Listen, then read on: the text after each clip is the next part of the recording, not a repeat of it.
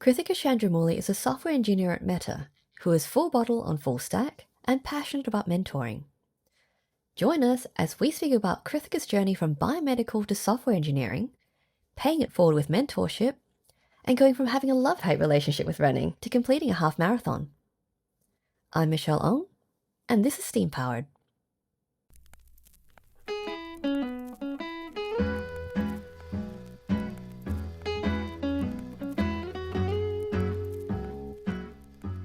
Good evening, Krithika. Thank you so much for joining me on Steam Powered today. I'm really looking forward to having this amazing conversation about your journey.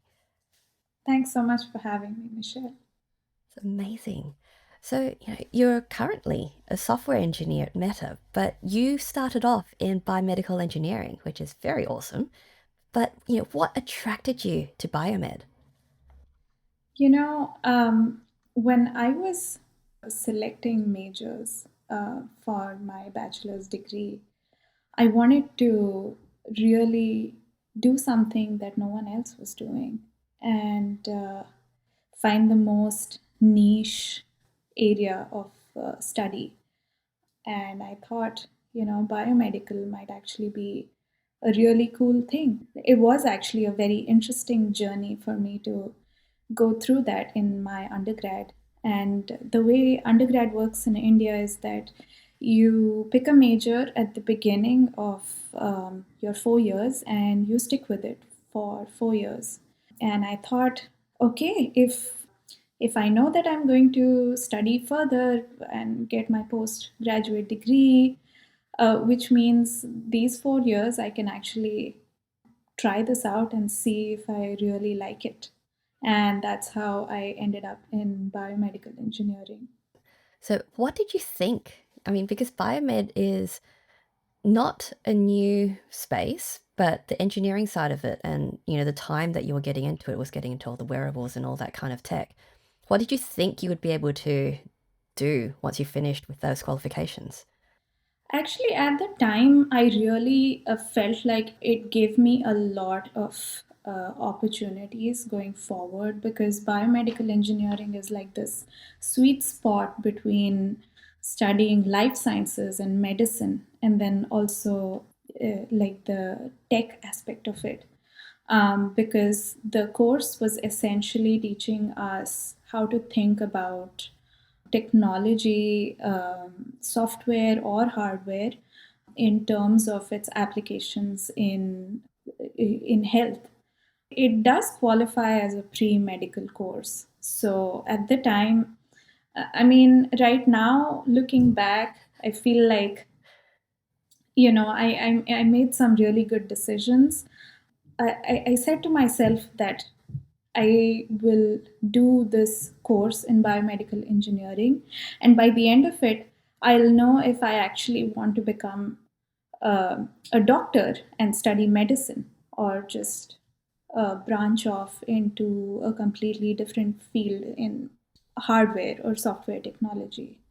And I think, like, even when I was going through my curriculum, which was very interesting, I got to study so many of these interesting subjects that none of my peers in the engineering school were doing.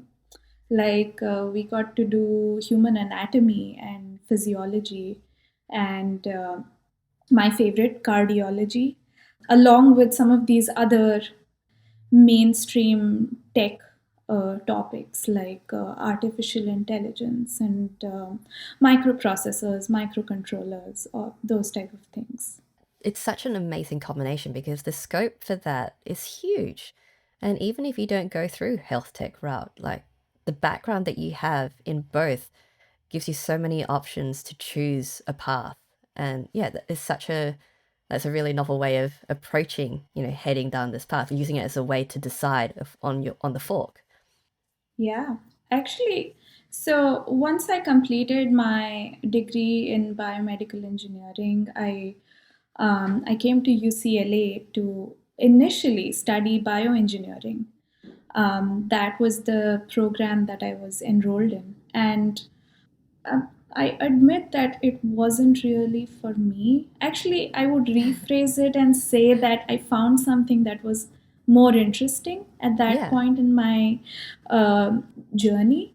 I do think that some of the research that was being done was so amazing. I remember one of my professors, Dr. Daniel Kamei, he was working on nano drug delivery, which is, like at the time seemed like such a wow. It seemed revolutionary, because essentially what it is that you have these nanoparticles, like particles of gold or Mm. other inert materials, and you basically coat your nanoparticles with drugs, and you're studying how this particle is now going to interact with your bloodstream and the fluids within your body, and finally how it is going to, like you can design it in a way that it targets a certain part of your body. Like, say, you have a tumor and you target these nano drugs to a tumor. And the research in that field was, still is, it's amazing to me, and really revolutionary. But at that time, something really interesting came along for me, which kind of was a turning point in my life, for lack of a better phrase, Yeah. because it really steered my career in a different direction, which was back then also very revolutionary.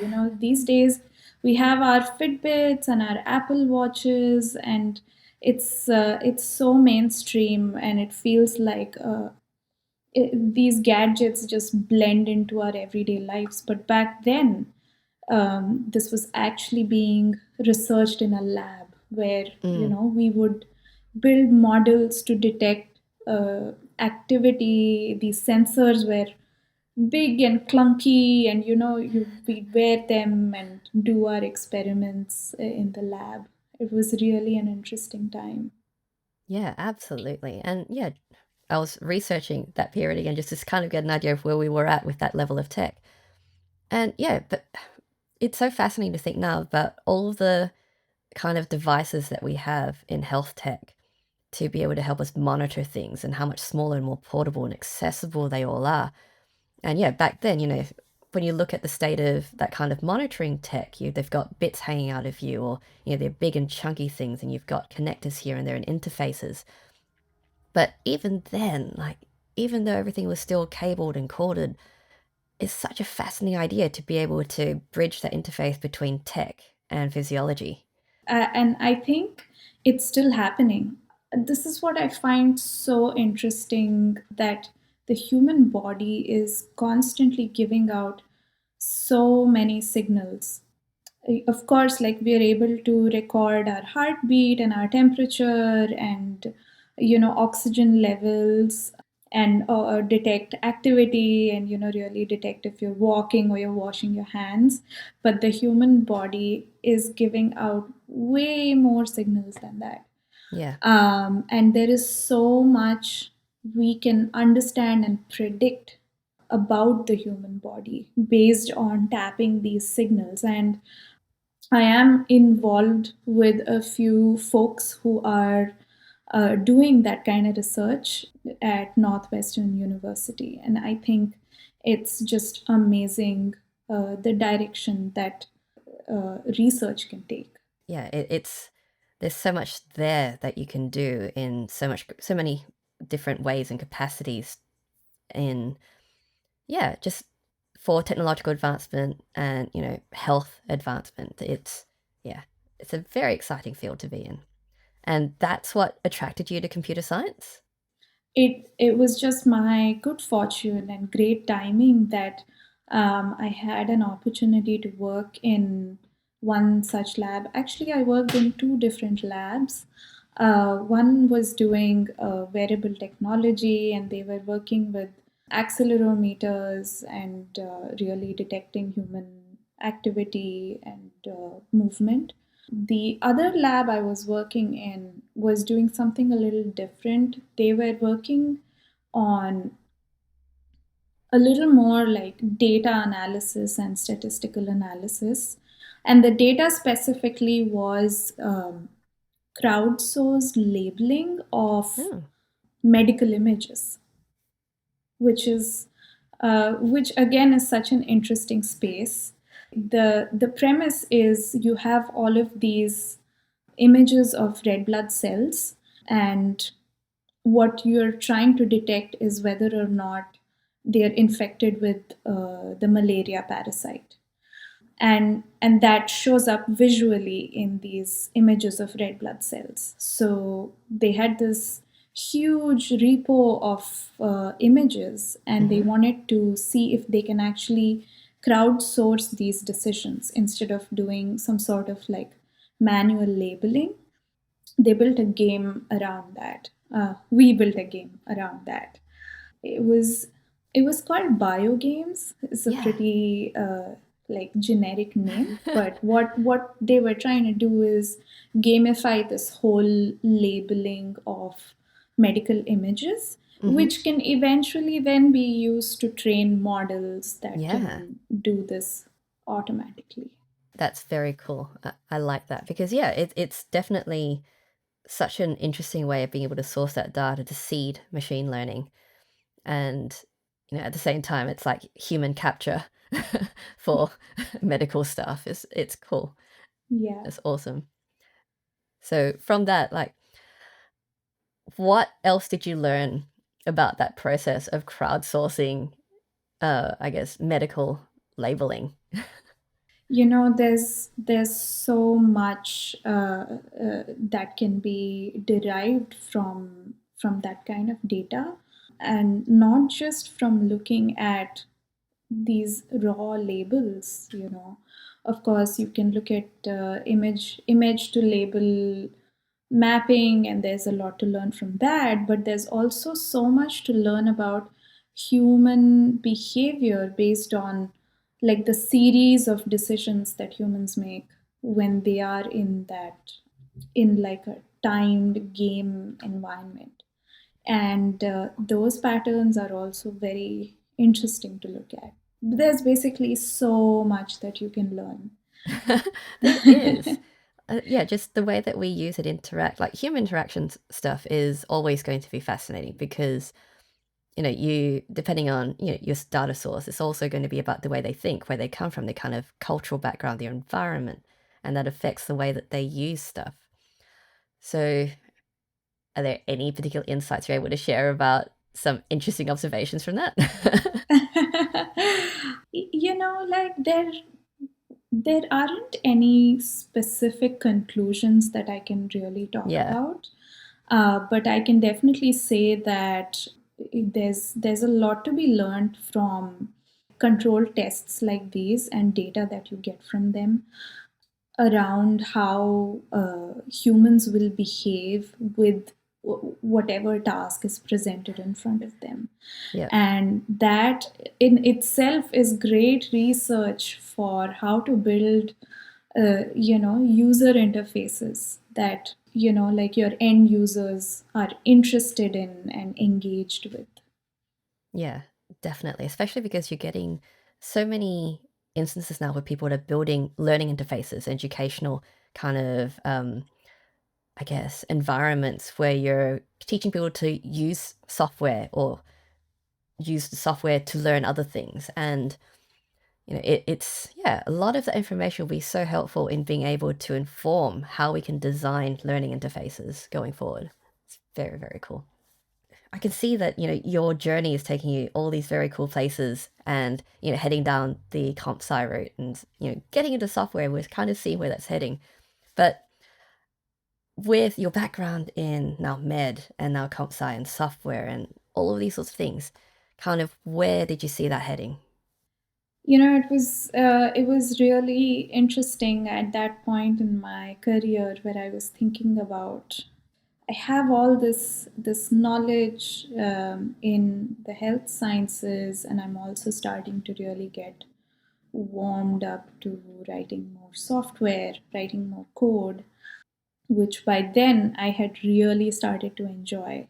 And there was a few ways in which this could have gone. I feel like there was a point at that time when I was in grad school where I'd considered doing a PhD in medical imaging and Natural medical progression. image informatics. That's one thing that I had considered. But then I decided that maybe I wanted to actually hone my software engineering skills, and eventually be able to build technology that can still help society, but with a different set of problems. Yes. So I'm not like, yeah, even if I'm not contributing in healthcare, I'd still be writing and building technology for social good. And that's how, yeah, I ended up at Meta. That's a very cool way of getting there because yeah, it's about social impact, right? Like you want to know that something that you're doing has value to somebody, and yeah, it's gratifying to be able to see that you're making a change and a difference in other people's lives. Yes. So, what are you working on at Meta in your software engineering capacity? Yeah, I work on the Facebook Groups product. If you've used Facebook Groups, and better yet, if you've been an admin of a Facebook group, you're Yep. probably using something that I and my team build.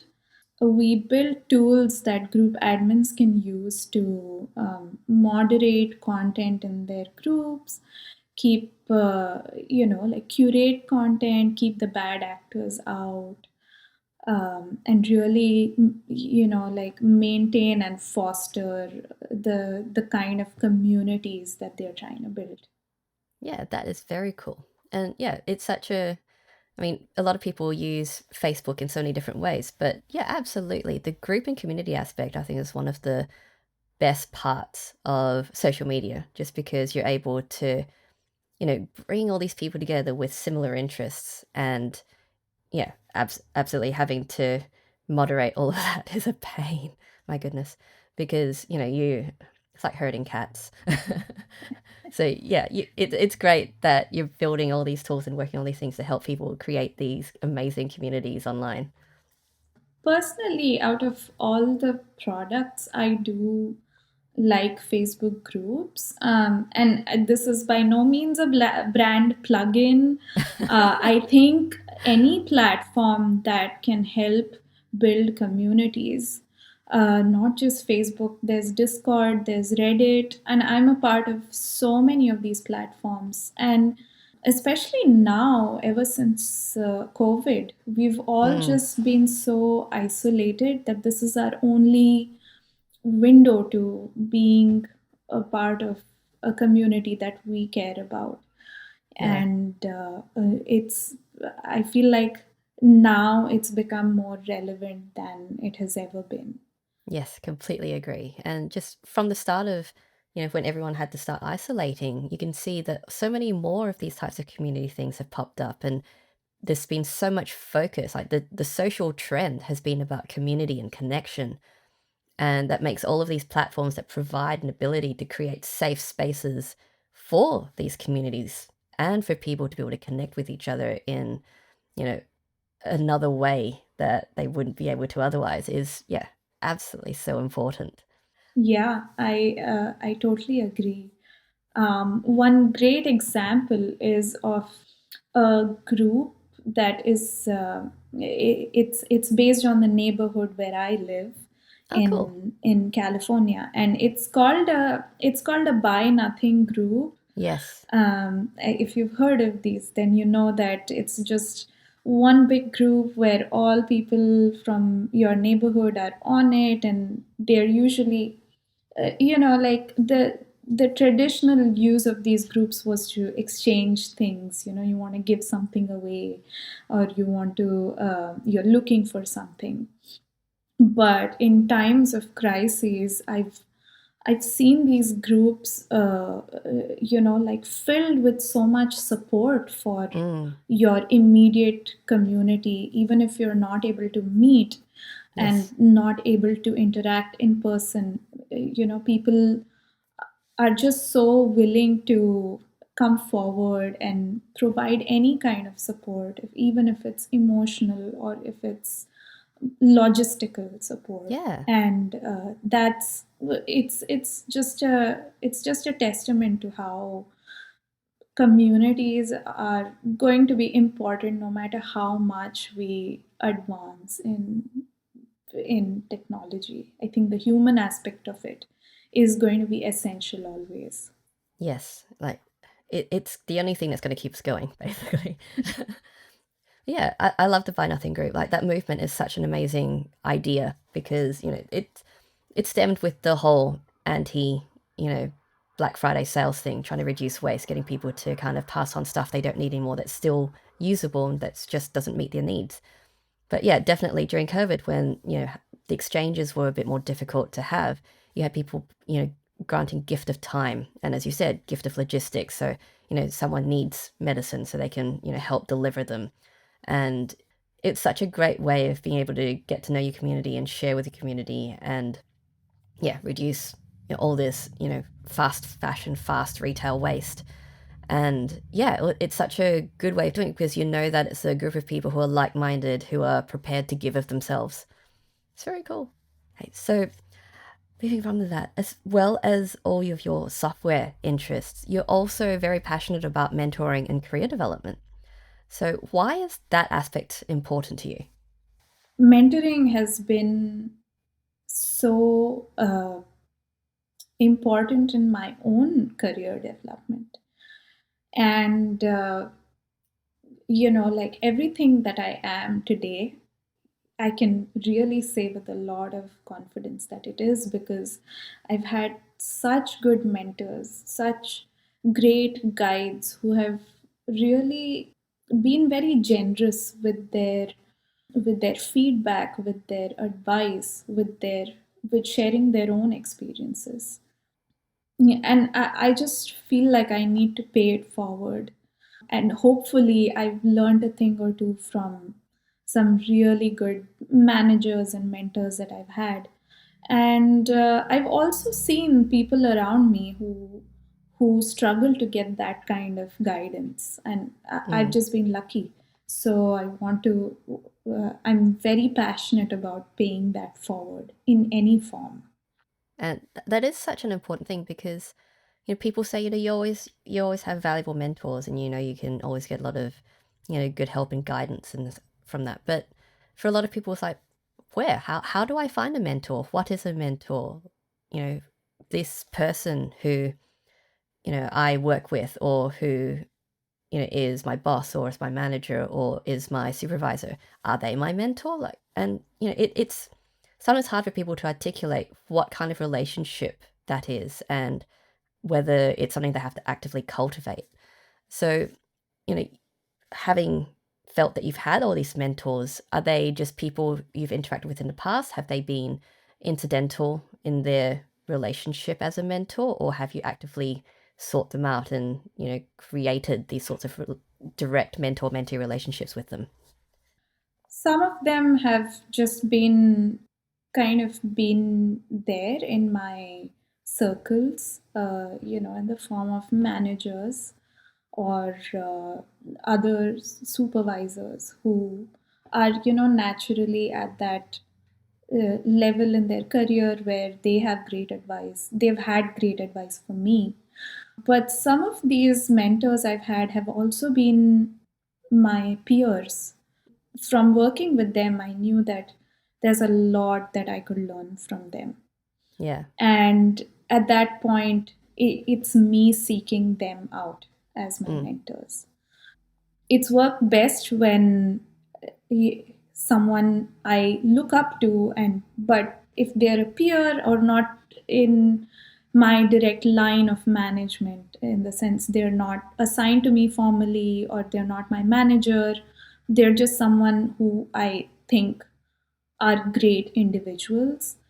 I'll make it a point to let them know that it's something I admire in them, and I would love to have more conversations with them about how I can gain that particular skill, or if I'm just curious about how their operating model is, I'll talk to them and I will ask them if this is something they'd be interested in doing, or interested in forming this relationship with me.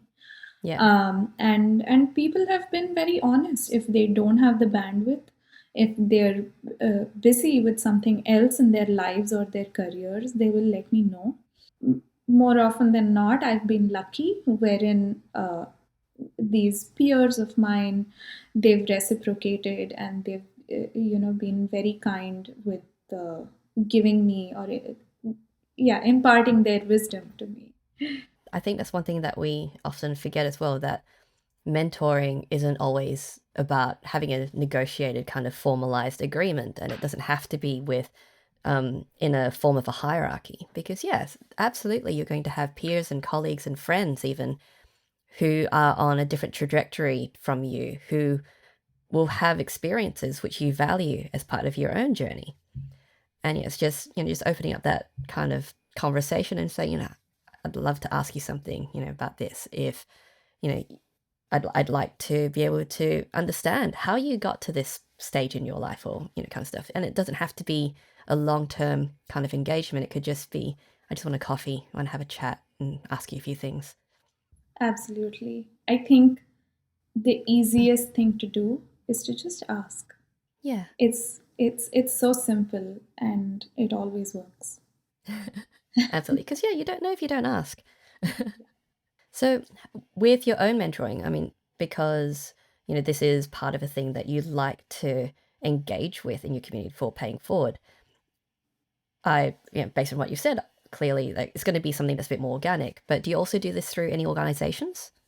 I do actually. I'm a part of this organization called Nerdy Girl Success, and they're a nonprofit organization that's based in Houston, Texas. And they are an organization that helps connect young girls who are in high school, middle school, and high school with role models and mentors in the industry, and also provides them with resources for career opportunities and what they can do going forward. So, yeah, I noticed that you are one of the people on the advisory board for Nerdy Girl Success, which is very cool. So, for people who are looking to be mentors and looking to get into that kind of space, how how do you engage a relationship with an organization to become a mentor, to become part of the advisor? Like, what was that journey like for you? To be very honest, this might sound like, it's like a very repetitive answer, but really the key is to just ask. And I Yeah. can't tell you how effective it is, especially when you're genuine and you're passionate about something. Those opportunities will just come your way. In my case, I contacted the founder of Nerdy Girl Success because I had come across their work and their mission, and I was so impressed, so excited that I just had to reach out. And it wasn't really to, like, I didn't really say that make me, a member of your advisory board. I just said that I want to be involved in whatever capacity, because your mission is so exciting. And it is definitely something I wish I had had growing up, Mm. uh, access to those kind of resources and the confidence that it gives. And that's literally how I ended up with Nerdy Girls. It's just one of those things where, again, like as you said, you don't know if you don't ask.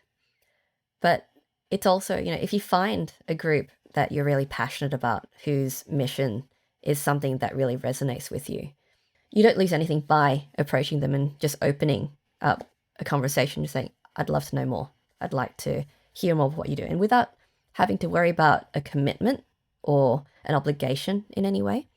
And I think that's one of the things a lot of people, across my travels who I've spoken to have kind of indicated, because what can I contribute? What can I share? What is the value of my own experiences in this capacity? Would I be of use? And you don't know unless you ask. And you can talk to people and find out whether there is a fit for you, whether your experience are something that you can lend either in one capacity or another, or even if that group isn't suitable for what you're trying to, able to share, they could refer you to someone else where it's like, yeah, this might actually be a better fit for you. But yeah, at the same time, you don't know until you open those discussions. Yeah, yeah. And I think it comes from the place of wanting to offer your skills and your experience and your expertise to the community.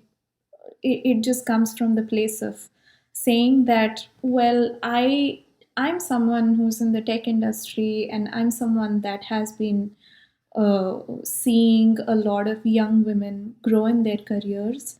How can I offer that knowledge to other organizations that are aiming to do the same thing?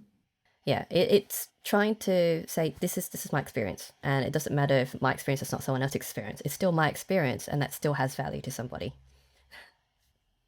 I know that there are a few other things that you would love to talk about, but I think they'll fit into some of these other questions that I was wanting to ask you.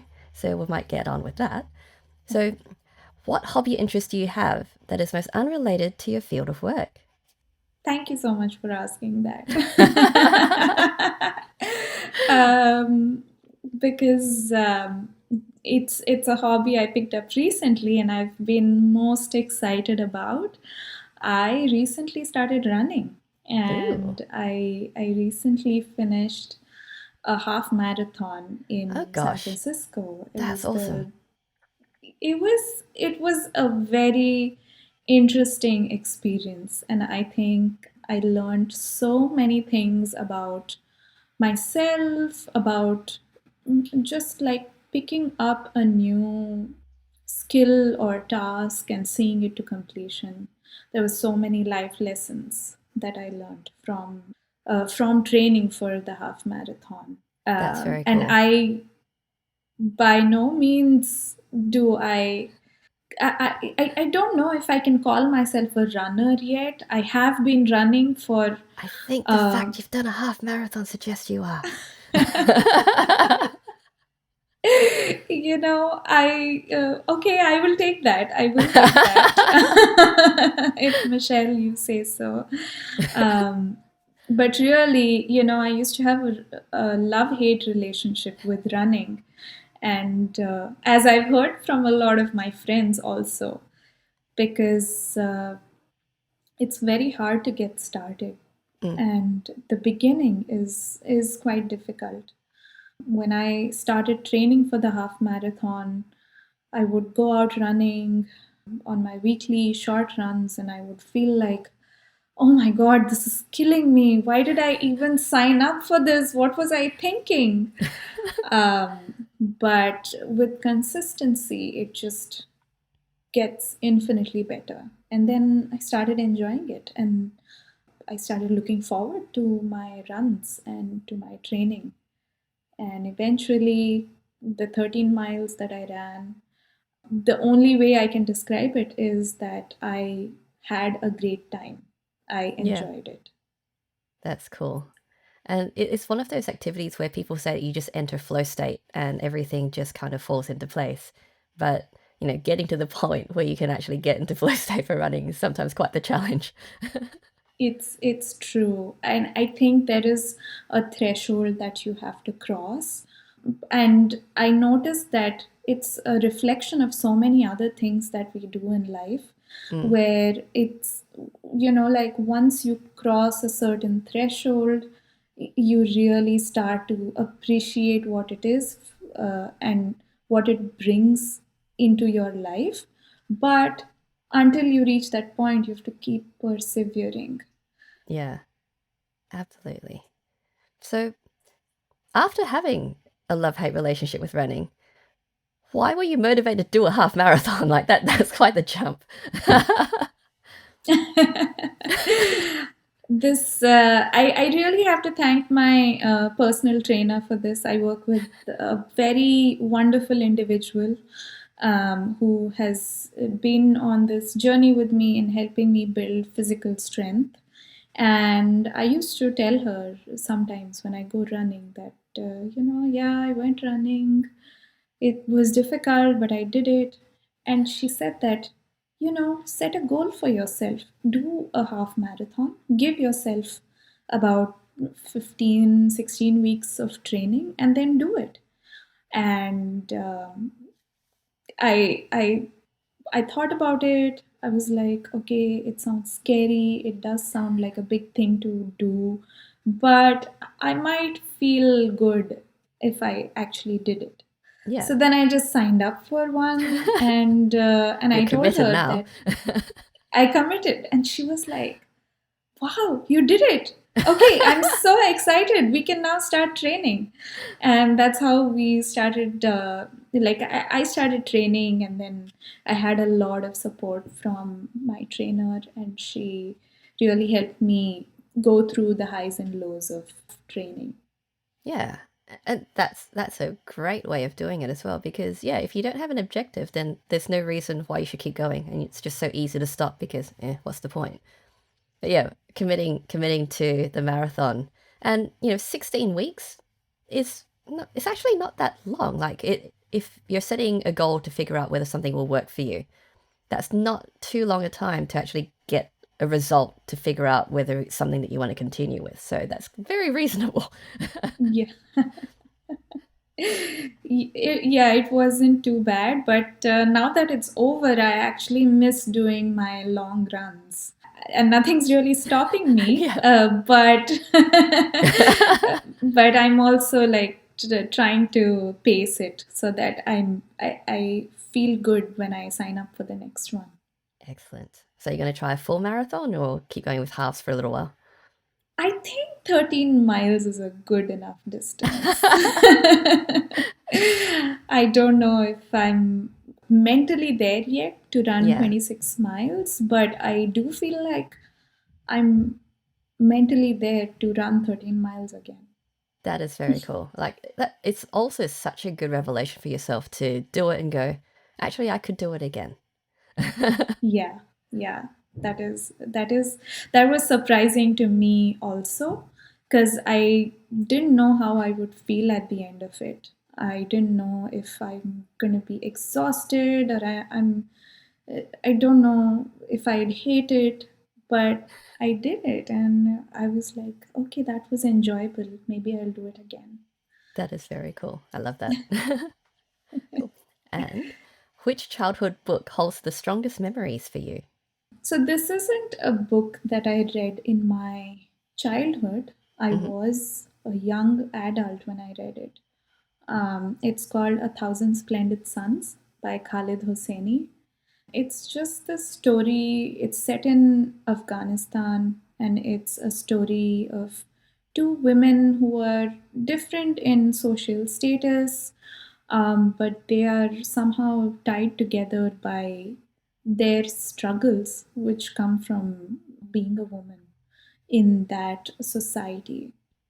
And it was so deeply moving because these women really have to go through a lot just to be able to get their basic needs and rights of being acknowledged as humans or existing. And it was so moving because I could see myself in that position, and I could Mm, see any other woman that I know in that position. And that made it all the more heart wrenching. And it's always stayed with me. I don't know if you've read the book. I haven't. Yeah, It's, it sounds very, very powerful because it's so relatable and, it general political state of everything right now.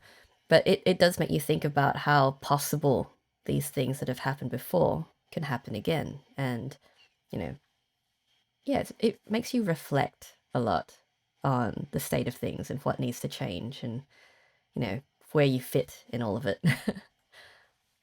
Yeah. It really reminded me, and of course I'm from India. It's a place where women's safety is still a big concern, but reading that book sitting here in California reminded me that, again, that there are spaces where women aren't treated as equals. There is that gender disparity. Yeah, in some places it's more extreme, and in some places it's more subtle. It's there in my industry, and it's subtle, but it's still there. And there's it just reminded me that there's so much work that needs to be done in bringing women at par in society. People think that all of these sorts of things aren't as pervasive as they used to be, but it's all about what we have visibility to.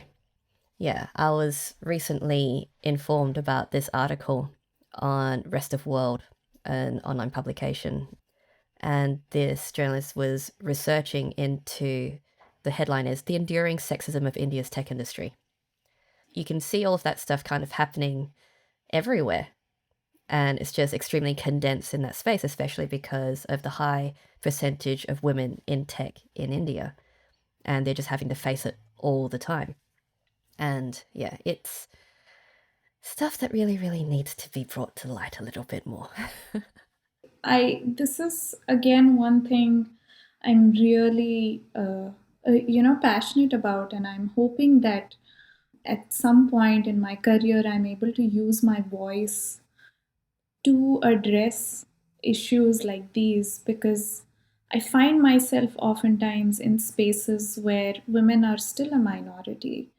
I'm not in India, I'm in California, I'm in the Silicon Valley, but women are still a minority. It's still a male dominated field, and that needs to change. It needs to change. Some of it is systemic, some of it is through avenues like mentorship, where women need to understand the possibilities for them, and that there is a place for all the skills that they bring to the table.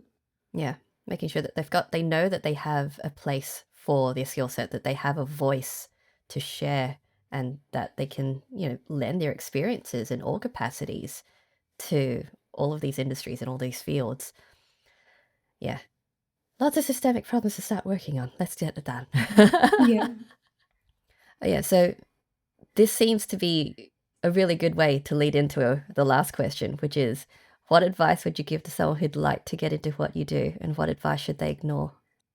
One piece of advice that I'd like to give is be bold. Always speak your mind, do your research, and then don't doubt yourself. Know when you know something, and also know when you don't know something. And, like, find a way to express both these scenarios, but always be bold. I think it's so important. Confidence is such a big factor when it comes to navigating your career, not just in the tech industry, in any Mm, industry. You, of course, need to be good at what you do. You need to be competent. You need to know your stuff, but you also need to have that confidence on yourself that you're doing the right thing. That's one thing that my mentors have taught me. That's one thing that I've learned over and over from so many small and big situations in my life. But it is the one thing that will play in your favor. yes, absolutely. And yeah, it's easy enough to say, have confidence in what you do and who you are. There's nothing to do it. But telling yourself that's always a good start.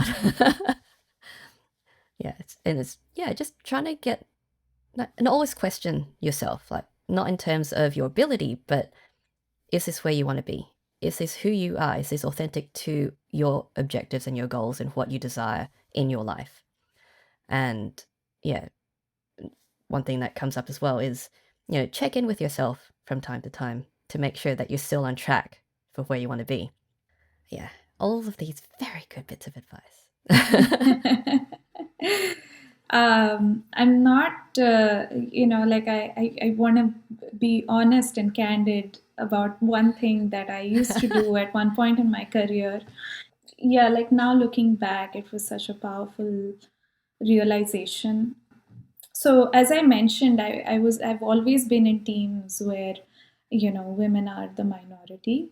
Earlier in my career, I had that, as we all do in some magnitude. I had to build that confidence, and I'd have phases where I was low on confidence. And Mm. in those phases, I would usually like look at uh, like a more confident team member or someone who I perceived as confident. And I would look at them and I think to myself, what would they do in the same situation?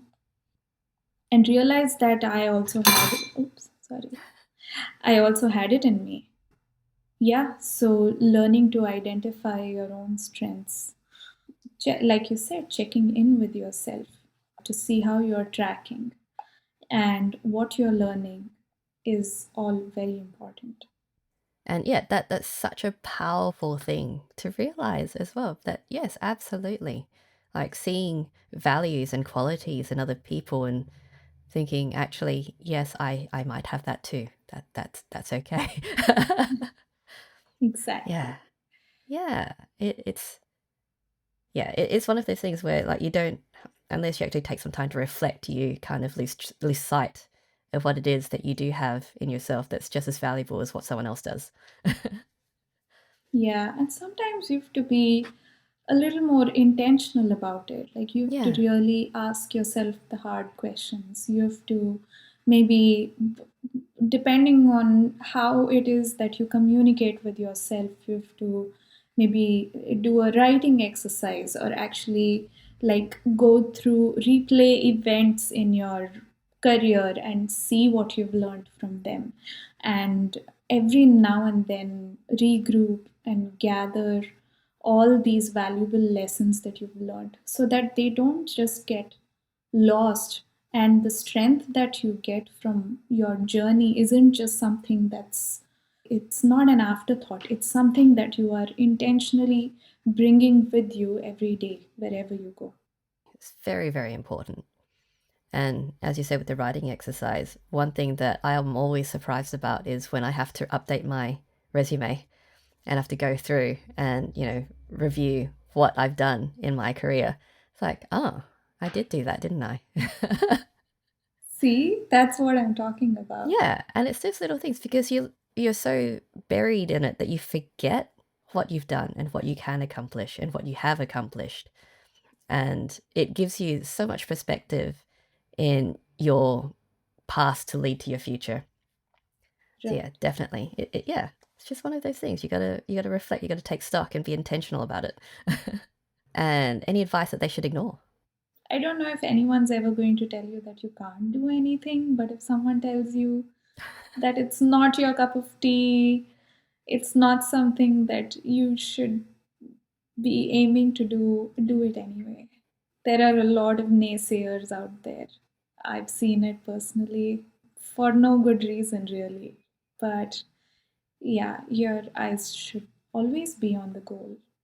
Excellent. Very good advice. Yeah, and especially because like your journey has been like indirect as well, and like the fact that you kept those options open for yourself. You didn't go, well, I'm doing biomed, I'm going to have to do biomed, sorry, biomed, I have to stick with biotech or, medicine, and, I can't deviate from that. And yeah, just keeping those doors open and seeing where that took you. Because, yeah, otherwise you wouldn't have discovered that computer science was the thing for you. Yeah, that's Yeah. that is a great example. That is one thing that I'm drawing from. Exactly. So good. Okay, well, thank you so much, Krithika, for speaking with me today. I have loved hearing your software engineering journey and, being computer science myself. Really love that. It's a nice feeling that I can speak to a kindred spirit on this sort of thing. So, if people would like to learn more about the work that you do and what you're into, where can they go? First of all, thanks, Michelle, for having me. I enjoyed our conversation so much. You can find me on LinkedIn. I write on Medium, and I actually post it to a bunch of different places. I have my I also post my work on this website called Women's Web in India, because a lot of what I write is about leadership and women in leadership positions and how they can get to these places. So, yeah, feel free to follow me anywhere. I'd be happy to chat and I'd be happy to, yeah, share my work. Amazing. Yeah. And I love that you're writing about these experiences as well, because it's such a great way to be able to get your experiences and your advice out into the world. So wonderful. Thank you. Yeah. So thank you again, Frithika. This has been absolutely wonderful. And I hope you have an amazing rest of your evening. Thanks, Michelle. You too. If you enjoyed this conversation, please let me know. Subscribe to the show, leave us a rating, and share this with your geek curious friends. You can also support Steam Powered on Patreon and the Steam Powered Show, the link for which will also be in the show notes.